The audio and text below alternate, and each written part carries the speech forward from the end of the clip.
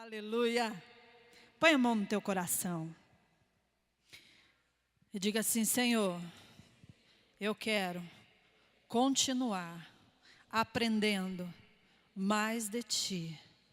Nesta noite, eu abro o meu coração, a minha mente e o meu entendimento para receber a Tua palavra. E a Tua palavra é vida, é luz e é cura para a minha vida. E por isso, eu quero ouvi-la de todo o meu coração e obedecer com todo o meu entendimento. Fica comigo, Senhor, em nome de Jesus. Amém? Está pronto para ouvir? Está pronto para continuar ouvindo mais de Deus? Nós estamos na semana, hoje a abertura da campanha da bênção da família. O tema oficial dessa campanha é a bênção da família. Mas uma das coisas que Deus tem colocado muito no nosso coração é justamente esse tema aqui, ó. Minha família em construção. Por quê? Porque nós somos seres em construção. Nós ainda estamos sendo construídos todos os dias. Todos os dias algo novo na nossa história, no livro da nossa vida. Vou completar 40 anos no próximo ano. Né? Obrigado, Teco. Até que enfim, Teco, valeu. Nem parece. Mas quanta história, quanta construção. E eu estava falando hoje à tarde na minha célula. Eu falei, se nós somos seres em construção, então a nossa família está em constante construção. Ela nunca vai estar pronta. A nossa igreja, o corpo de Cristo, está em constante construção. Porque nós estamos sendo amoldados e aperfeiçoados todos os dias. E essa semana eu falei para o pastor, o Senhor começou a me levar muito de volta para o livro de Neemias. E eu li o livro de Neemias, e volta para o livro de Neemias, e volta para o livro de Neemias. E eu quero falar hoje sobre construção. E um grande exemplo de construção foi Neemias. E eu quero que você abra a tua Bíblia no capítulo 1 do livro de Neemias. Tem na Bíblia, tá, querido? Está no Antigo Testamento. Antes de Salmos. E o título do capítulo já começa assim: Neemias ora por Jerusalém. Esta é a história de Neemias, filho de Acalias. No mês de Quisleu, no ano 20 do reinado de Artaxerxes, rei da Pérsia, eu, que me chamo Neemias, estava em Suzã, a capital do país. Anani, um dos meus irmãos, chegou de Judá com um grupo de outros judeus. E então eu pedi notícias da cidade de Jerusalém e dos judeus que haviam voltado do cativeiro da Babilônia. E eles me contaram que aqueles que não tinham morrido e haviam voltado para a província de Judá estavam passando por grandes dificuldades. Contaram também que os estrangeiros que moravam ali por perto os desprezavam. Disseram finalmente que as muralhas de Jerusalém ainda estavam caídas e que os portões que haviam sido queimados ainda não tinham sido consertados. Quando ouvi isso, eu me sentei e chorei. E durante alguns dias eu fiquei chorando e não comi nada. E fiz a Deus esta oração: ó Senhor Deus dos céus, Tu és grande e nós te tememos. Tu és fiel e guardas a tua aliança com aqueles que te amam e obedecem aos teus mandamentos.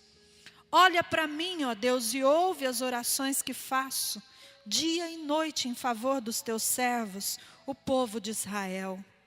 Eu confesso que nós, o povo de Israel, temos pecado. Os meus antepassados e eu temos pecado. Com os nossos atos, temos pecado contra ti e não temos obedecido aos teus mandamentos, não temos obedecido às leis que nos deste por meio de Moisés, o teu servo. Lembra agora do que disseste a ele: se vocês, o povo de Israel, forem infiéis a mim, eu os espalharei entre as nações. Mas se depois disso vocês voltarem para mim e obedecerem aos meus mandamentos, eu os trarei de volta para o lugar que escolhi para ali ser adorado, mesmo que vocês estejam espalhados pelos fins da terra. E eu vou parar por aqui. A história de Neemias é muito bonita, muito interessante. Trata, eu li aqui o começo para você ter um entendimento de quem era Neemias. Neemias era um copeiro. Ele era copeiro do rei Artaxerxes, o rei da Pérsia. E nessa ocasião, ele recebe a notícia que o seu povo estava perecendo, estava sofrendo, estava sendo zombado, estava sendo ferido por afrontas. Os muros da sua cidade estavam caídos. E quando a palavra de Deus fala aqui sobre muro, e quando você pensa em muro, por que nós fazemos um muro ao redor de uma construção? Proteger, é ou não é? E às vezes nem assim funciona, né? Para proteger.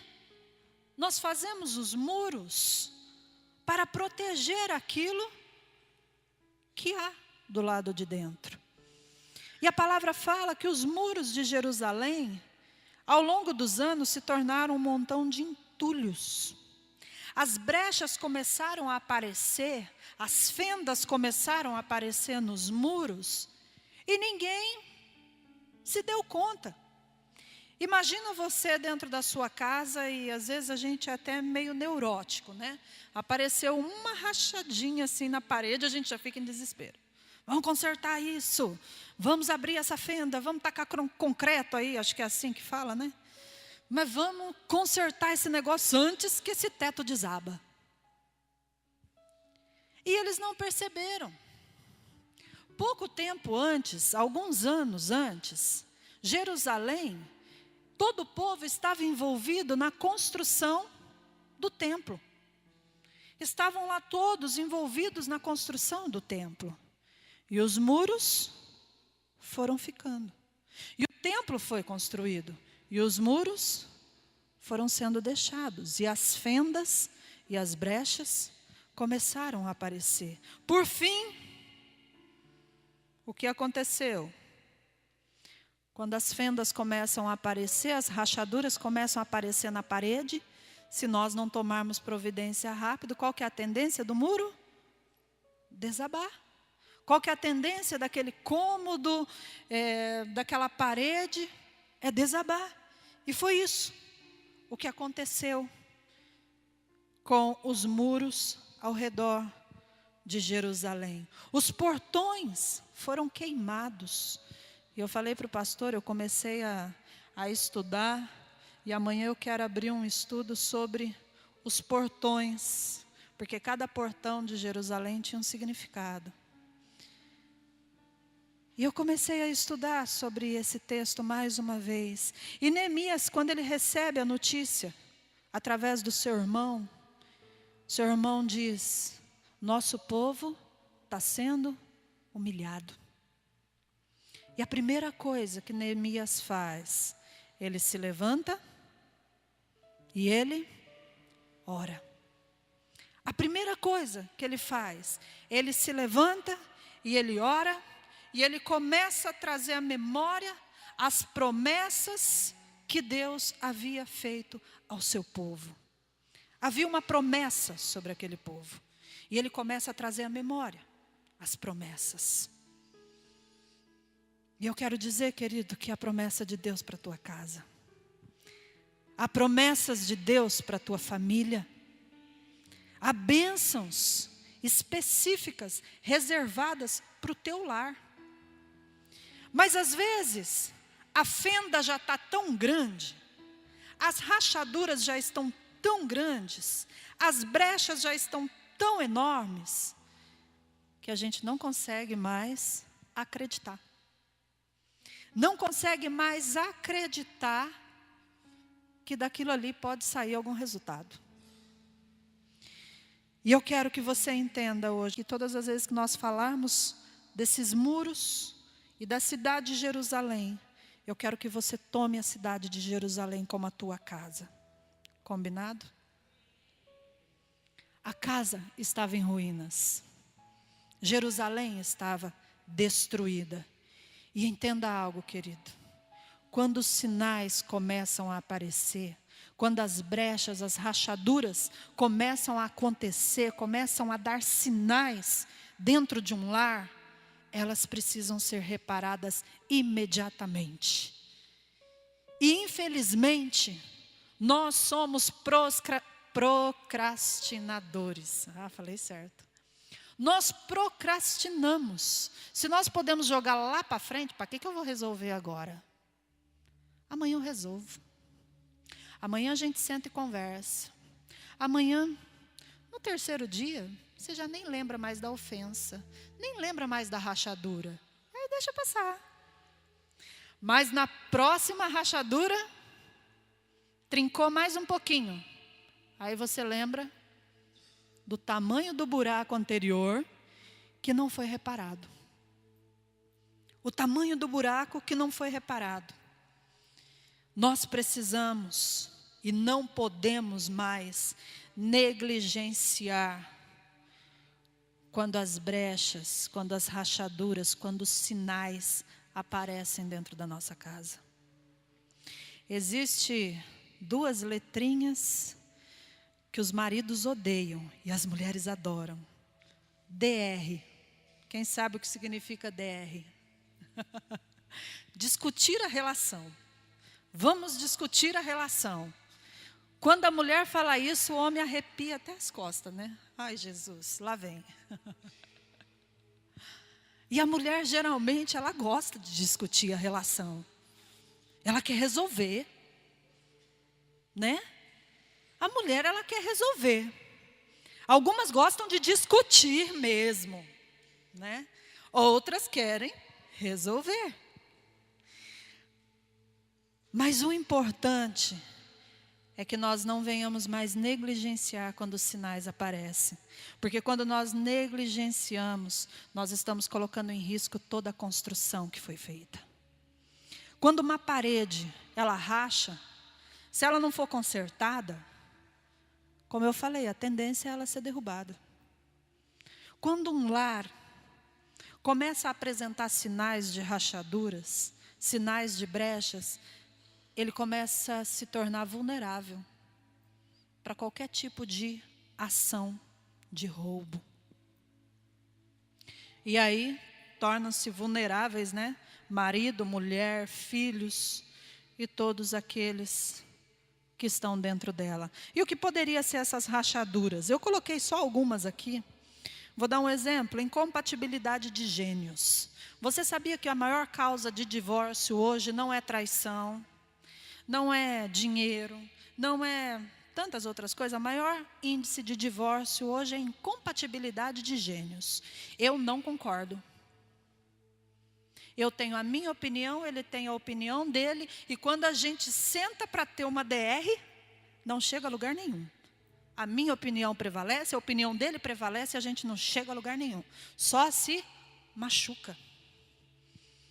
Incompatibilidade de gênios. As nossas opiniões são tão diferentes. Nossa, eu penso tão diferente dele. Ele pensa tão diferente de mim, e nós temos todo o direito de pensar diferente, mas dentro da nossa casa precisa haver um consenso e um acordo em comum, porque senão cada um faz o que quer, e o lar fica sem direção.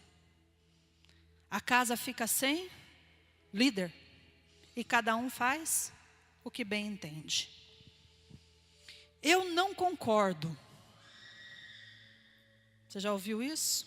Já falou? Não levanta sua mão? Eu não concordo. É a primeira coisa. Você está errado. Você está errado. Aí vem as acusações. E, consequentemente, os sentimentos. E depois dos sentimentos, os ressentimentos. Porque nós adoramos ressentir, né? E ressentir é sentir de novo. Já senti uma vez, doeu, machucou, feriu, mas eu gosto de ressentir de novo. E eu ressinto, e eu ressinto, e eu ressinto. E eu vou sentindo. Nossa, mas isso acontece na igreja? Nós estamos em construção. Fala para quem está do seu lado, você é um ser em construção. Então isso acontece sim. Inclusive nas famílias cristãs. Aliás, esses dias eu estava lendo algumas notícias, né, que saem aí, esses portais gospel, não sei se é verdade ou se não é, mas saem algumas fontes, e tem falado que hoje em dia o índice de divórcio de homens e mulheres casados dentro da igreja, servindo a Deus, tem aumentado absurdamente. E a grande maioria deles não é porque a infidelidade aconteceu, a traição aconteceu, não. Essa maldita incompatibilidade de gênios e a incapacidade do homem e da mulher de entrarem num acordo. Porque às vezes nós precisamos reconhecer a nossa incapacidade. Às vezes nós somos incapazes de ceder. Nós achamos que nós estamos tão certo, tão dono da razão, e a gente bate o pé, e nós temos incapacidade no ceder. E todo lar, sem acordo, sem equilíbrio, ele não prospera, não vai para frente. Eu até anotei aqui essa tarde, o Espírito Santo falando e eu anotando. Algumas pessoas olham e falam, mas olha lá aquele casal, dentro da igreja dando glória a Deus, aleluia, e a gente escuta, passa perto da casa deles, olha os gritos, olha o inferno que vivem dentro de casa. Mulheres que às vezes se comportam tão, nossa, que mulher equilibrada, mas a hora que abre a boca esmaga o marido. Fala umas palavras que exagera, cobrança exagerada. Maridos que humilham esposas. Você tem que ter a mesma força que eu tenho. Você tem que fazer o que eu faço. Você tem que ser igual. Não. Não. Filhos que exploram pais. E tá assim.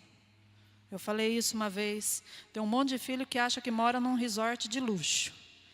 Papai e mamãe tem que dar a melhor comida, tem que estar quentinha na hora certa, a roupa de cama tem que estar esticadinha para não dar rugas, a roupinha lavadinha e cheirosinha, e só exige,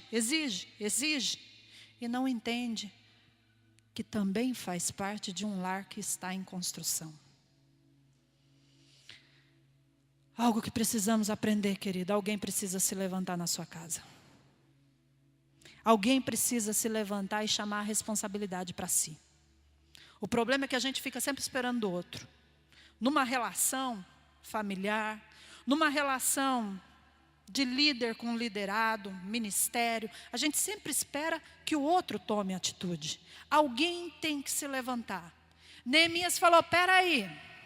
A cidade está sendo destruída, meu povo está sendo zombado, eu vou me levantar. Ele não estava lá. Ele estava na Pérsia. Ele se levantou. Ele falou, eu vou me levantar. Neemias não era um líder, Neemias não era o cara, Neemias era um copeiro. Neemias era um copeiro. E ele chamou a responsabilidade para ele e falou, pode deixar. Eu vou me levantar porque Deus é comigo. Deus é comigo. Quando você decidir levantar dentro da sua casa, você vai ver que Deus é com você. O dia que você levantar a tua voz e orar como Neemias orou, e chorar como Neemias chorou, e se arrepender e jejuar como Neemias fez, Deus vai se levantar ao teu favor. Deus vai se levantar como levantou a favor dele. Para de procurar culpado. O grande problema dentro da nossa casa é isso, a gente ficar procurando culpados. Neemias não procurou os culpados por aquela destruição. Neemias se levantou. Neemias se levantou. Escuta, enquanto você pensa, não vou fazer, porque quem deve fazer isso é ele ou é ela, sabe quem está ganhando? O inferno, que está entrando dentro da tua casa pelas rachaduras e pelas brechas. Não vou orar mais. Cansei de orar para o meu marido mudar. Mulher, não ora para o teu marido mudar, porque ele não vai mudar. Tá? Ele não vai mudar. Quem precisa mudar é você. Para de orar para o teu marido mudar. Marido, para de orar para a tua mulher mudar. Quem precisa mudar é você. O dia que você mudar, o restante vai ser consequência. O dia que você mudar, as coisas começam a mudar. Eu não vou orar mais, eu não vou mais jejuar, eu não vou mais na igreja, eu não vou mais fazer campanha. Para quê? Amadinha, amadinha, você não está fazendo favor nenhum para Deus vindo para a igreja. Você não está fazendo favor nenhum para Deus fazendo campanha. Você não está fazendo favor nenhum para Deus orando ou jejuando. Ele não deixa de ser pai se você desistir de ser filho. Ele não vai deixar de ser pai. Ele não vai deixar de ser Deus se você desistir de servi-lo. Quem perde sou eu e você. Quem perde somos nós. A família, o sonho, o plano de Deus acerca da família não vai morrer se você desistir da sua. Quem morre é você. Quem morre somos nós. Morre dentro de nós a oportunidade de sermos felizes. Morre dentro de nós a esperança de construir, de reconstruir. Neemias se levanta. Ele identifica o problema. Vamos lá ver versos 5, 6 e 7. Ele ora e fala: Deus, tu és grande. Eu temo ao Senhor, o teu povo teme ao Senhor. Guarda a tua aliança. Olha para mim. Deus, eu confesso, verso 6. Nós, o povo de Israel, temos pecado. Quantas vezes vocês têm confessado os pecados do seu lar diante de Deus? O pecado da omissão, o pecado da insubmissão, o pecado da falta de compreensão, da falta de aliança, do senso de propósito, da omissão na educação dos filhos. Hoje à tarde eu estava falando na célula. Os nossos filhos precisam de limites. Esses tempos atrás conversava com um casal e eles adotaram um sistema na educação dos filhos. Lá em casa cada um pode fazer o que quer. Falei, bom, a casa é tua, mas a palavra de Deus fala que quem ama corrige. Pai, mãe, se você ama teu filho, corrija. Dentro da tua casa quem dá limite é você. Ele identifica o problema. Ele se arrepende pelo pecado do povo. Ele ora e jejua e parte para a ação. E aí ele começa. Ele fala com o rei. Eu não vou ler todo o texto, senão nós vamos estender muito.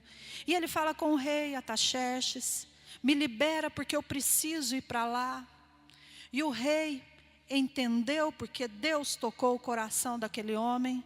E o rei o abençoa e libera ele para ir reconstruir a sua cidade. Faz cartas de recomendação para ele quando chegasse na sua cidade. Ele é bem recebido lá. E ele começa a chamar o povo e chamar as famílias. E se você ler o texto, é muito enfatizado que Neemias começa a chamar as famílias e começa a organizar em famílias a reconstrução de uma cidade.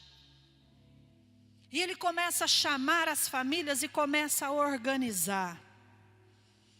Mas diga mas bem bonito assim, mas, todavia, contudo, entretanto, todas as vezes que nós nos propomos a construir ou reconstruir algo novo na nossa história, os opositores se levantam. Os opositores começam a se levantar. No capítulo 4, quando Sambalate soube que os judeus estavam reconstruindo as muralhas, ficou furioso e começou a caçoar de nós. Diante dos seus companheiros e do exército dos samaritanos, ele disse, verso 2, o que é que esses judeus miseráveis estão fazendo? Será que eles pretendem reconstruir a cidade? Será que eles pensam que oferecendo sacrifícios poderão acabar o trabalho em um dia? Será que dos montões de entulho e das pedras que foram queimadas, eles podem tirar pedras para reconstruir? Interessante. A Bíblia não fala, mas eu gosto assim às vezes de dar uma viajada na maionese, né? Mas eu imagino que grande parte dos escombros que haviam ali, eles usaram para reconstruir. E às vezes você pode estar perguntando, o que sobrou da minha casa? O que sobrou do meu casamento? O que sobrou dos meus filhos? O que sobrou dos meus pais? Será que dá para reconstruir alguma coisa aqui? Dá. Dá. E ele continua. Tobias, que era do país de Amon, estava com ele e disse, que tipo de muralha eles poderão construir? Até mesmo uma raposa poderia derrubá-la. O que são raposas? Todas as vezes que a Bíblia fala sobre as raposas, ela está se referindo a demônios. A tipos de demônios específicos. E ele fala aqui, que tipo de construção que eles vão tentar fazer? Até uma raposa vai poder derrubar. Raposa é um animal, tamanho de um cachorro, mais ou menos o tamanho de um cachorro, né? Até a semelhança. Mas ela é toda sorrateira. Ela entra sem... Já viu algum filme, algum documentário a respeito das raposas? Elas andam, parece que nem faz barulho. É assim que os demônios muitas vezes entram dentro da nossa casa. É assim que muitas vezes a brecha está lá aberta, a fenda, a rachadura, e aí vem a raposa.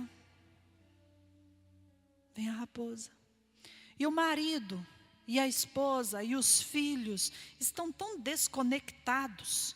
E eu estou falando aqui de marido e esposa, mas tem muitas mulheres que após um divórcio assumiram o comando da casa e estão lá com os filhos, mas estão desconectados, pais desconectados dos filhos.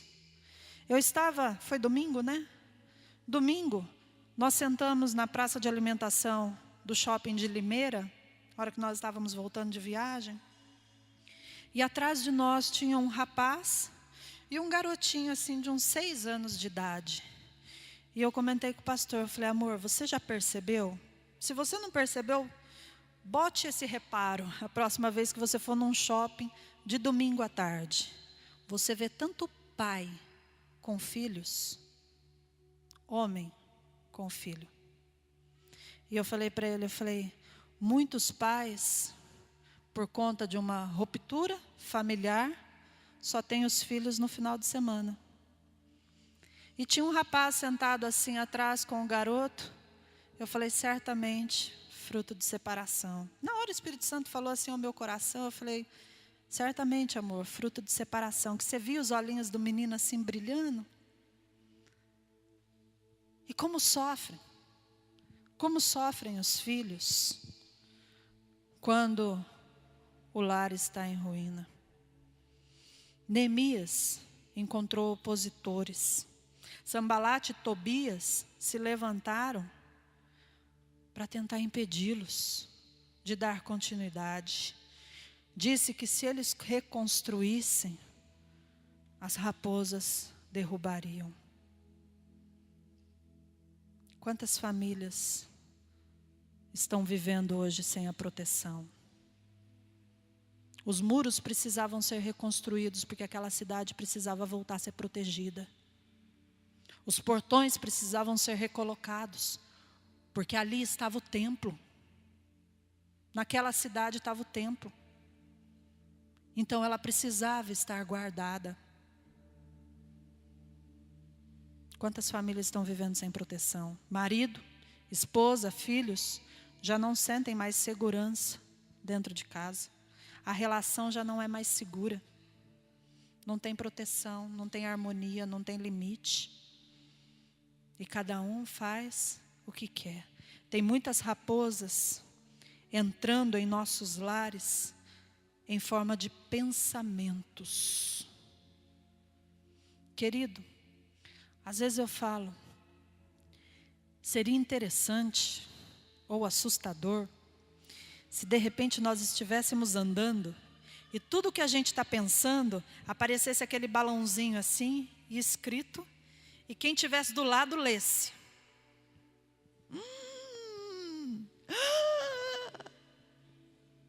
Você já imaginou? Você está andando e os balãozinhos e todo mundo que está ali ao seu redor lendo. Sangue de Jesus tem poder. Sangue de Jesus tem poder. Porque o nosso pensamento, ele corre numa velocidade. E interessante que a gente tende a alimentar aquilo que é negativo, negativo, negativo, negativo, negativo, e vai alimentando esses pensamentos, e quando você vê, os teus sentimentos já estão tudo destruídos, você já tirou os seus conceitos, e você já está com suas opiniões formadas, e o teu coração cheio de sentimentos, de dores, e aí você não entende. O que está acontecendo? Muitos pensamentos têm gerado sentimentos, e sentimentos têm devastado sonhos e futuros dentro dos lares. Mulher, cuidado. Principalmente a mulher do lar, né? Trabalha pra caramba, desculpa a expressão. Porque às vezes a mulher é do lar, está em casa, as pessoas pensam que a mulher não faz nada. E eu confesso que eu também pensava, até eu me tornar. E aí eu descobri que a gente trabalha muito mais do que se trabalhasse fora. Tem dia que eu falo lá em casa, eu vou ficar louca com vocês. Eu trabalhava menos lá fora e ganhava. Agora eu trabalho um montão e não ganho. E mulheres, a gente fica sozinha em casa e começa a pensar.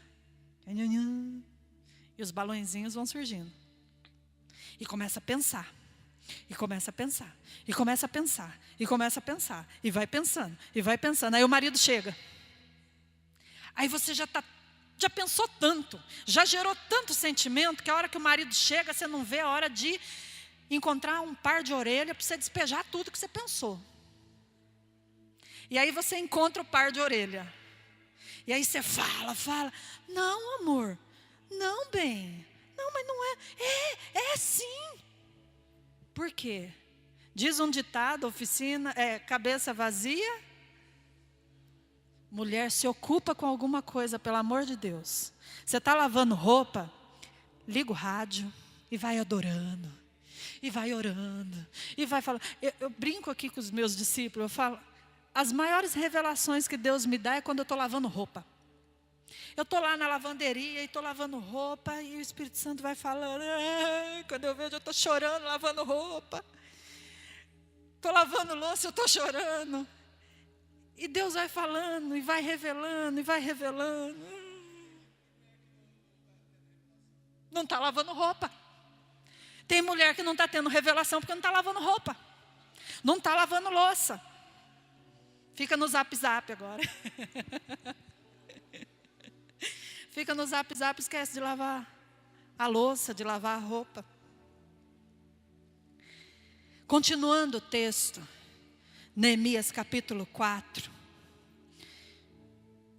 Eu vou ler a partir do 8. Sanbalate e Tobias começaram a se movimentar para impedir que os muros fossem reconstruídos. E aí no verso 8 eles se reuniram e combinaram que viriam juntos atacar Jerusalém e provocar confusão. Eles queriam provocar confusão. O que o diabo quer é plantar confusão dentro da tua casa.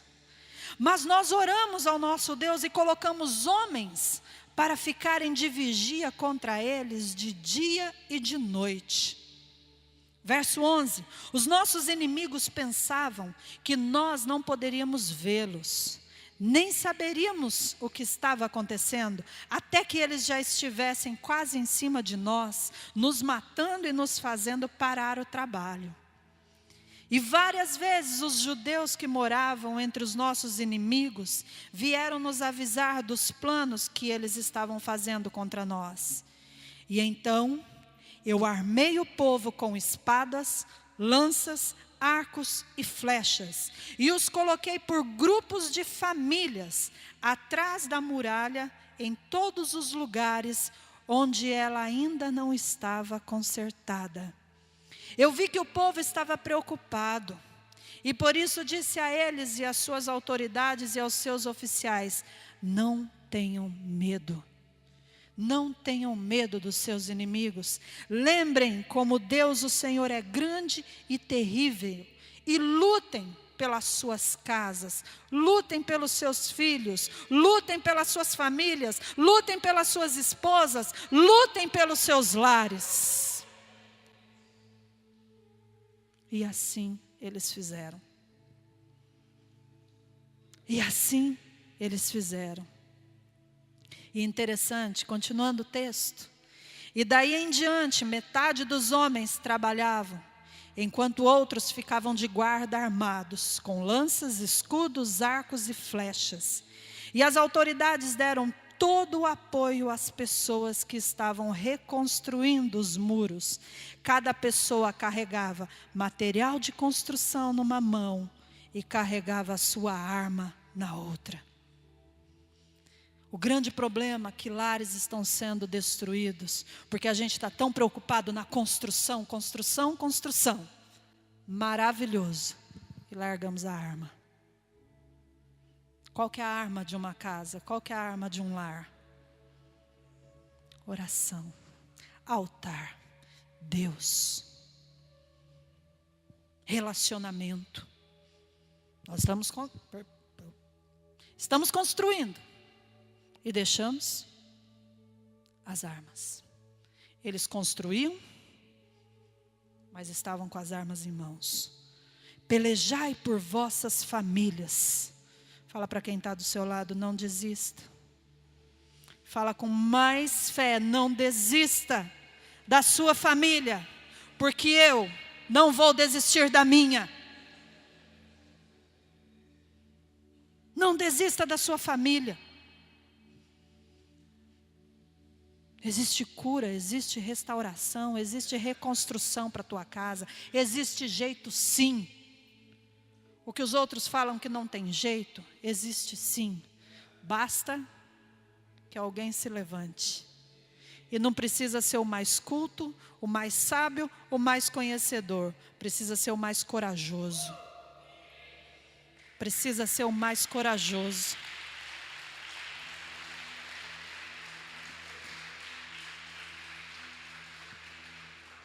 Chegou um tempo que eles diziam: o povo está cansado.